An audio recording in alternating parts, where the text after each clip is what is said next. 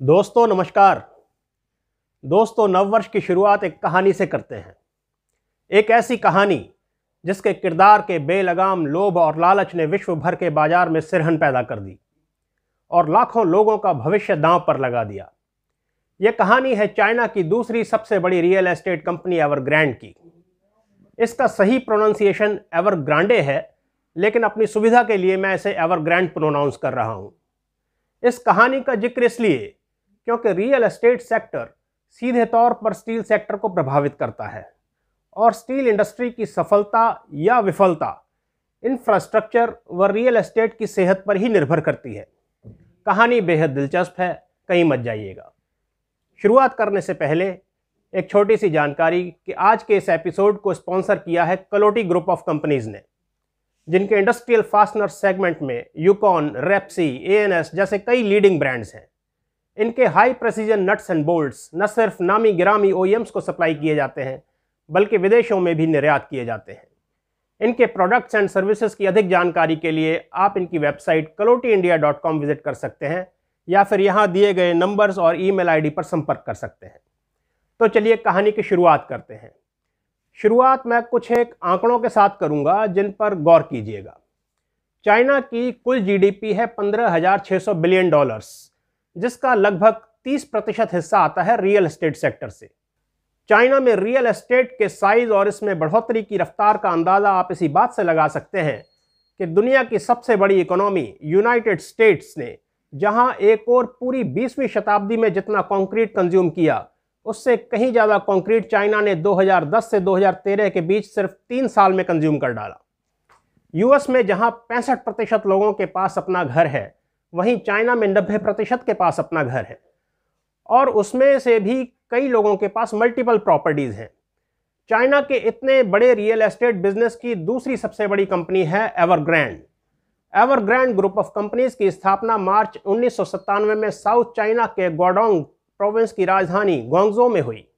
इसके संस्थापक हैं सू जियान, जिन्हें कैंटोनीज भाषा में हुई का येन के नाम से भी जाना जाता है। बेहद गरीब परिवार में जन्मे हुई का येन की कहानी किसी परी कथा से कम नहीं है। चीनी राष्ट्रपति शी जिनपिंग के बेहद करीबी माने जाने वाले हुई का येन कम्युनिस्ट पार्टी ऑफ चाइना से पिछले 35 वर्षों से जुड़े हैं। फॉर्च्यून 500 में शुमार इनकी कंपनी एवरग्रांडे में 2 लाख लोग सीधे तौर पर कार्यरत हैं और करीब 38 लाख लोग इस पर इनडायरेक्टली अपनी आजीविका के लिए निर्भर हैं। कंपनी चाइना के 280 शहरों में 1300 से अधिक रेजिडेंशियल प्रॉपर्टीज से जुड़े प्रोजेक्ट्स पर काम कर रही है। रेजिडेंशियल प्रॉपर्टीज से शुरुआत करने के बाद एवरग्रांडे ने कभी रुकने का नाम नहीं लिया। एक के बाद एक अलग अलग सेगमेंट्स में उसने डाइवर्सिफाई करना शुरू किया। Electrical vehicles, theme parks, food and beverages, bottled water, groceries, dairy products, wealth management, medicine, sports, तकरीबन हर जगह एवरग्रांडे ने अपने पांव पसारे। 2010 में उसने चाइना की सबसे सफल सॉकर क्लब को खरीदा, जिसे नाम दिया ग्वांगझो एवरग्रांडे का। उसके बाद $185 मिलियन की लागत से दुनिया का सबसे बड़ा सॉकर स्कूल खोला। यही नहीं, फिर $1.7 बिलियन की लागत से विश्व के सबसे बड़े सॉकर स्टेडियम का निर्माण किया। एवरग्रांडे फेरीलैंड के नाम से प्रसिद्ध हैनान प्रोविंस में ओशियन फ्लावर आइलैंड का निर्माण किया, जो कि एक आर्टिफिशियल आइलैंड है जिसमें मॉल्स, म्यूजियम्स से लेकर एम्यूजमेंट पार्क्स तक हर तरह के टूरिस्ट अट्रैक्शंस मौजूद हैं। रेजिडेंशियल प्रॉपर्टी सेगमेंट में भी एवरग्रांडे एक के बाद एक प्रोजेक्ट्स पर काम शुरू करता चला गया, बिना इसकी परवाह किए कि पिछला प्रोजेक्ट खत्म हुआ है या नहीं। वह बैंक से लोन लेता, सरकार से जमीन लीज पर लेता और फिर इच्छुक ग्राहकों से एडवांस डाउन पेमेंट लेके रेजिडेंशियल प्रोजेक्ट्स पर अपना काम शुरू कर देता। अब आप सोचेंगे कि चाइना में तकरीबन सभी के पास घर है, तो फिर ये नए घर लेता कौन है? यहाँ गौरतलब है कि चाइना में प्रॉपर्टी में इन्वेस्ट करने का भारी प्रचलन है। चाइना में केवल 7% लोग ही स्टॉक्स में इन्वेस्ट करते हैं और 90% से अधिक लोग प्रॉपर्टीज में इन्वेस्ट करते हैं रीसेल के लिए। जहां यूएसए एक वर्ष में 30 लाख घर बनाता है, वहीं चाइना एक वर्ष में 1 करोड़ घर बना देता है। कई वर्षों से चल रहे इस अनकंट्रोल्ड अर्बनाइजेशन की वजह से डिमांड के एवज में सप्लाई बहुत ज़्यादा बढ़ गई और वही हुआ जिसका डर था। हर जगह घर ही घर, और रहने वाला कोई नहीं। आपको यह जानकर हैरानी होगी कि 140 करोड़ आबादी वाले इस देश में 20% प्रॉपर्टीज बिल्कुल खाली पड़ी हैं। टाइंडुशेंग, थेम्स टाउन, बिनहाई, ऑर्डोस, टोंगहुई टाउन, यूजियापू जैसे अनेक शहर हैं जहां घर, दुकानें, मॉल्स, इंफ्रास्ट्रक्चर, बेहतरीन सड़कें, पब्लिक प्लेसेस सब कुछ है, लेकिन कमी है तो सिर्फ रहने वालों की। ऐसे शहर घोस्ट सिटीज़ यानी कि भूतिया शहर के नाम से प्रसिद्ध हैं। चाइना में ऐसे कम से कम 50 भूतिया शहर हैं जहां या तो बहुत कम लोग रहते हैं या फिर कोई नहीं रहता। खैर, बेलगाम हुए रियल एस्टेट सेक्टर का कभी ना कभी तो हकीकत से सामना होना ही था। यह सामना हुआ 2020 में, यानी कोविड के तुरंत बाद। गिरती डिमांड और बढ़ती सप्लाई ने एवरग्रैंड की रफ्तार पर ब्रेक लगाई, और वो भी पावर ब्रेक। पिछले 12 महीनों में एवरग्रैंड का शेयर प्राइस 90% से ज़्यादा तक लुढ़क गया। यहाँ आप देख सकते हैं कि किस तरह से गिरावट हुई।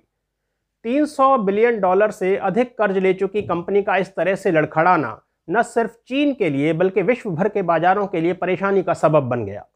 पिछले वर्ष सितंबर महीने में जब कंपनी इंटरेस्ट की $50 मिलियन की रकम नहीं चुका पाई, तब इसकी परेशानी जग जाहिर हो गई। एवरग्रैंड की वजह से डामाडोल होती स्थिति को संभालने के लिए चाइनीज गवर्नमेंट ने तुरंत $188 बिलियन अपनी अर्थव्यवस्था में डाले। इसके अलावा कंपनी के मालिक हुई का येन ने $1.1 बिलियन की अपनी निजी संपत्ति बेचकर धन जुटाने का प्रयास किया, लेकिन उनका यह प्रयास ऊंट के मुंह में जीरा डालने जैसा था। चाइनीज मीडिया रिपोर्ट्स की माने तो एवरग्रैंड क्राइसिस एक ब्लैक होल जैसा है, जिसमें चाहे जितना पैसा डालो वह अपर्याप्त ही रहेगा। चाइना की इकोनॉमिक इंटेलिजेंस यूनिट के डायरेक्टर मैटी बैकिंग के अनुसार एवरग्रैंड इसलिए गिरा क्योंकि वह अपने कोर बिजनेस से भटकता चला गया। वहीं गोल्डमैन सैक्स के अनुसार एवरग्रैंड का बिजनेस एम्पायर इतना जटिल है कि इसकी एसेट्स और लायबिलिटीज की जानकारी पर्याप्त रूप से आंकी ही नहीं जा सकती। एक्सीडेंट होता है तो चालक के साथ साथ कईयों को चोट लगती है। एवरग्रैंड का असर छोटे बड़े कई डेवलपर्स पर पड़ा, और वे भी पिछली तिमाही में डिफॉल्टर्स पाए गए। एवरग्रैंड के अलावा कुछ और प्रमुख डिफॉल्टर्स के नाम आप यहां देख सकते हैं। दुर्घटना तो घट गई, अब भुगतेगा कौन? तो चलिए देखते हैं।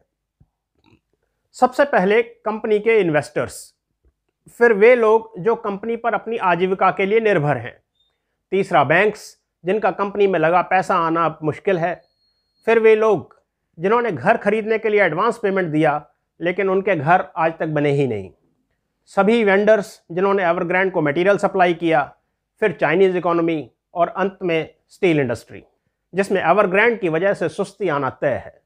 इस सुस्ती का असर यह होगा कि चाइना में एक बार फिर स्टील सरप्लस बढ़ेगा और वो एक्सपोर्ट्स की ओर रुख करेगा।